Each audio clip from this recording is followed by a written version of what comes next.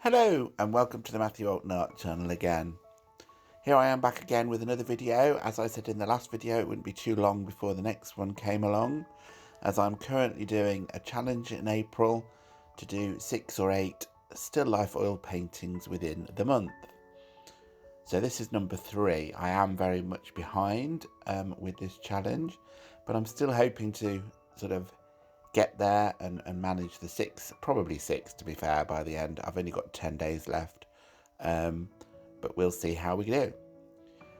I've returned to some photographs of some tangerines with leaves attached that I took sort of just before Christmas, I think it was, or just after Christmas.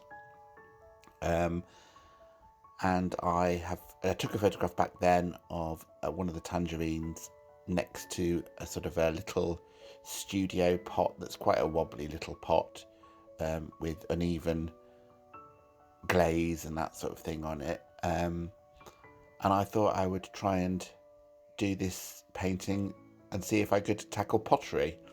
It's a difficult task in a way, in that it's quite a wobbly pot anyway, and I didn't want it to look like it was a bad painting of a pot. It is actually a little studio pot that is wobbly, and I think I've managed to capture that quite well by the end of the painting.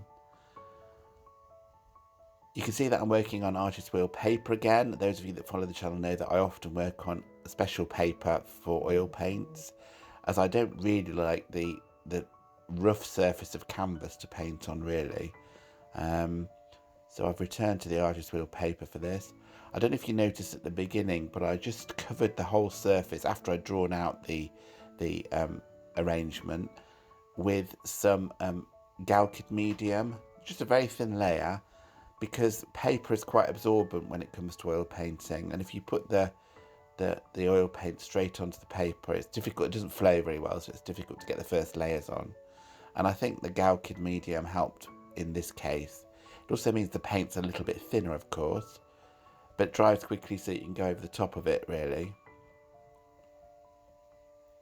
You can see that those of you that have followed the channel know how I start my oil paintings, very much blocking in of the major colours, just to get rid of the white of the paper. The wall behind the two objects, the pot and the orange, is sort of a slight mauvey colour. So quite a cool colour really. But the light coming in through the window is quite blue onto my mantelpiece. It comes from the side, the left hand side, and you'll see that as we build up. So I'm just indicating the odd wobbly pattern on the vase at the moment.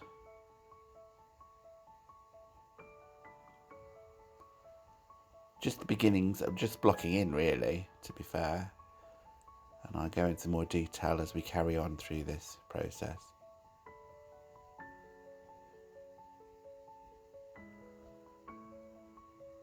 I do like challenging myself to these sorts of little challenges that I do. I did one in February where I did fruit still lives, and I wanted to do 6 in that month but managed 5.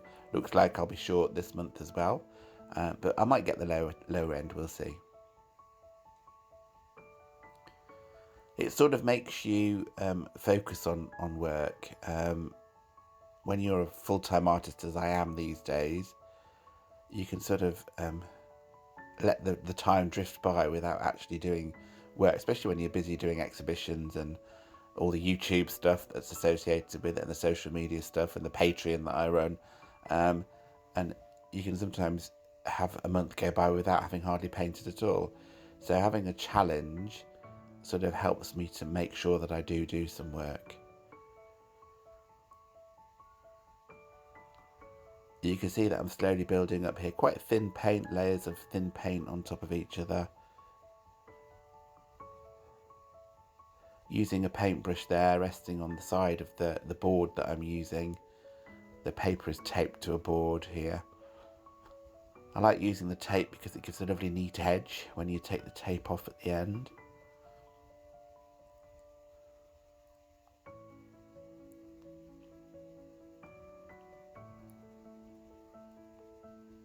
I'm certainly enjoying doing the still lives at the moment. And one of the reasons I'm doing them is because I'm getting better at them. They also sell quite well for me, and of course I am trying to do this as a full-time business these days. I've got lots of sales coming up over the summer, exhibitions and market stalls, that sort of thing coming up. So I've got to try and do things that have sold well in the past. Doesn't mean to say, I suppose, that they're going to sell well this time. Hopefully some will sell.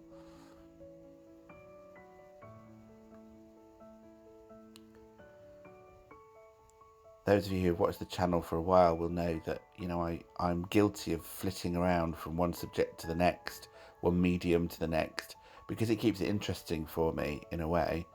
But I think it's helpful to spend some time focusing on one thing for a while.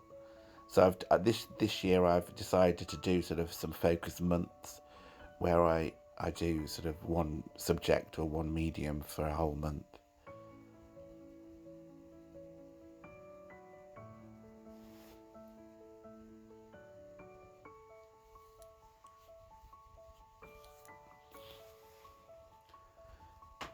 You can see I'm using quite a small brush just to add the detail at this point after the blocking in, which I use a bigger brush for.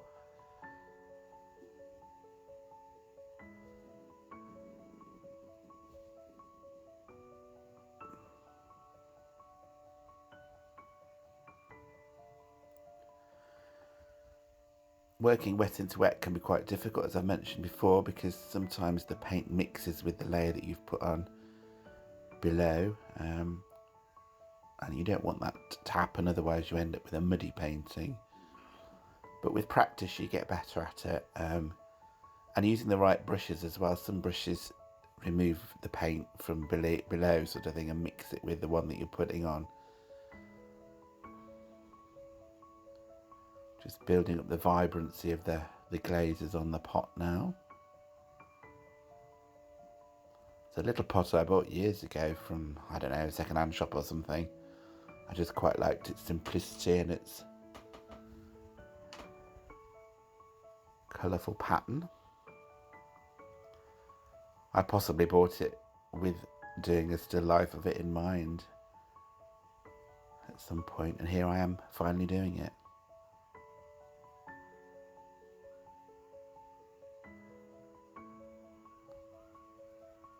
I did this in 2 sittings in the same day, but I had a break in the middle. I'm partly doing that recently because the phone is running out of storage space, so I have to stop. Because I video most things that I do, I sort of have to stop in the middle to transfer the video onto the computer, and then I can do another sitting afterwards. But also it gives you a chance to have a bit of a stroll around, and in the case today I had something to eat as well.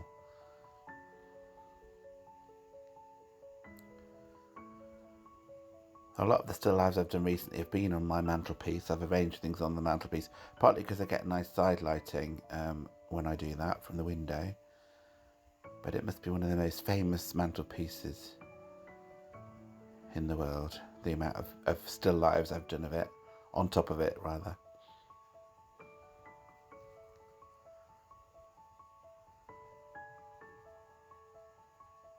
Spending some time on this pot, it's something I don't normally do or haven't done recently.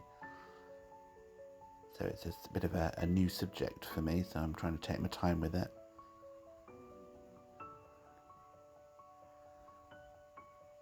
As always, I'm aiming for accuracy, likeness to the subject and the lighting of the subject without it being photographic. So that was the end of the first session, as I said, and then I returned to it a few hours later to complete it.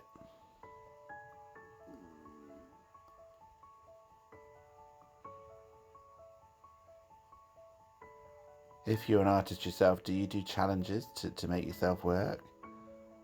Have you ever done the Strada Easel challenge? It's something that sort of tempts me, but the idea of doing a painting every day for a whole month from life is quite scary for me. It's a lot of time that you need to have to do that, really. But as I say, I do quite like a challenge. whatever that turns out to be, it just sort of makes me focus on actually creating some work.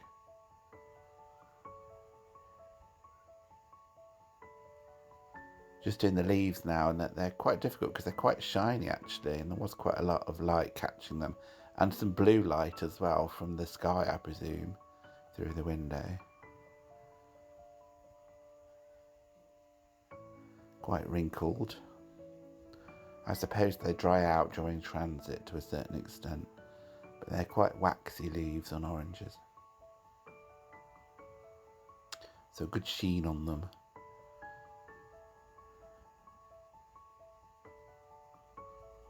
But again, it's sort of trying to represent what it looks like rather than photographically recreating it.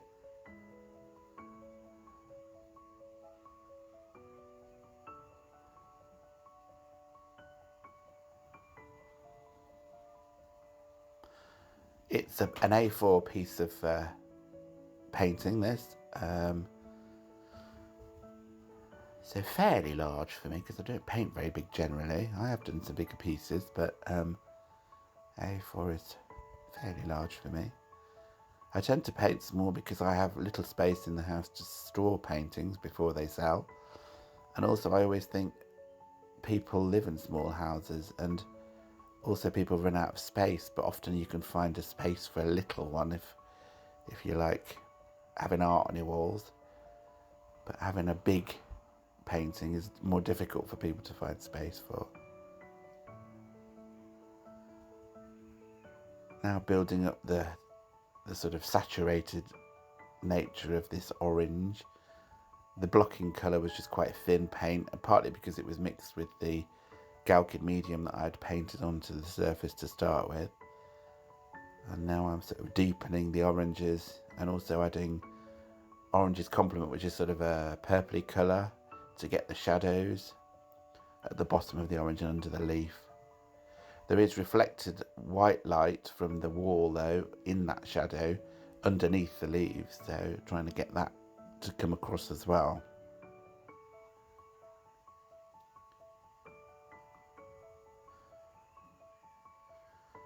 And adding the strong highlight.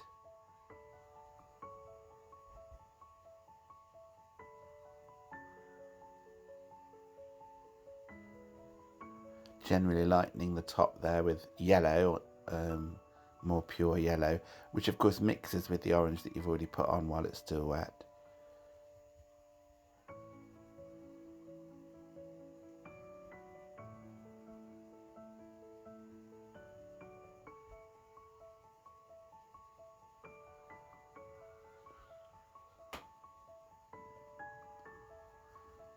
I think the whole painting took about 3 hours, something like that, including the drawing out stage. I drew it out on the paper a couple of days before I actually started painting it. Now moving on to the mantelpiece, which again is just really indicated. I think it's the objects that are the important thing. Trying to get the sort of scalloped edge beginning to appear here, lightening up the actual lighter areas, which emphasises the shadows, of course.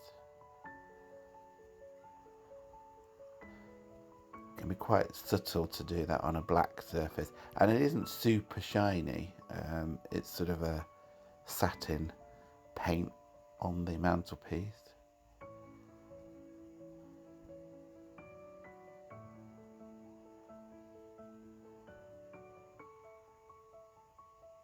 Quite like the accent blue shadow of the leaf on the wall. That's obviously coming from the external light, but there's the other shadows are from the internal electric light, sort of more above.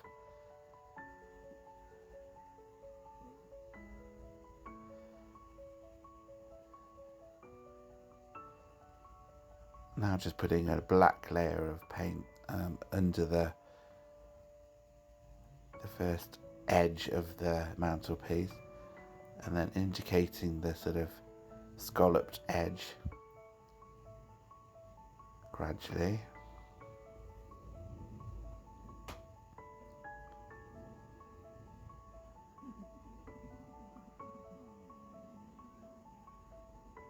I only want it to be indicated, really. I don't want it to be too in your face. The two objects on the mantelpiece are the important things in the painting.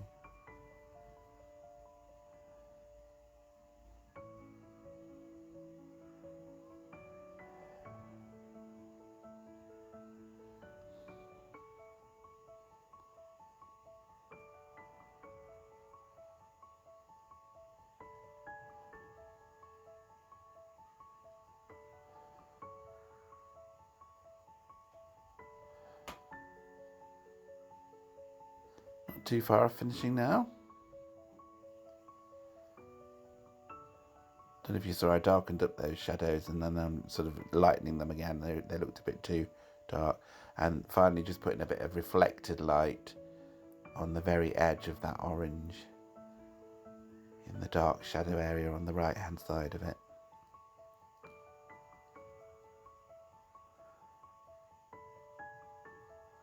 And that's it being signed, so it must be finished. Well, this is the finished painting, A4 in size, as I said. Overall, I'm quite pleased with it. It's a subject that I don't do, pottery, very often. But it's come out quite well, I think, really. Under the pressure to get the next at least 3 done by the end of April, I will be planning to do a smaller one for the next one, and that probably will be some strawberries on the mantelpiece, the same famous mantelpiece. That's to replace a painting that I sold last summer, a little painting that I sold last summer. So watch this space. That will be coming in the next couple of days, I expect, certainly before the end of the week. I hope you enjoyed the video. If you did enjoy the video, then give it a thumbs up. And if you're new here, then do consider subscribing to the channel. That will really help me out, help the channel grow. Do write comments. What do you think about the painting? Is there ways that I could improve it? Is there a way that you paint that I don't, that would be interesting for me to experiment with? Am I improving over time? Those of you that have followed the channel for a while, let me know if you see an improvement or whether I'm stuck and static. Well, I will see you on the next one. Thanks for watching. Bye.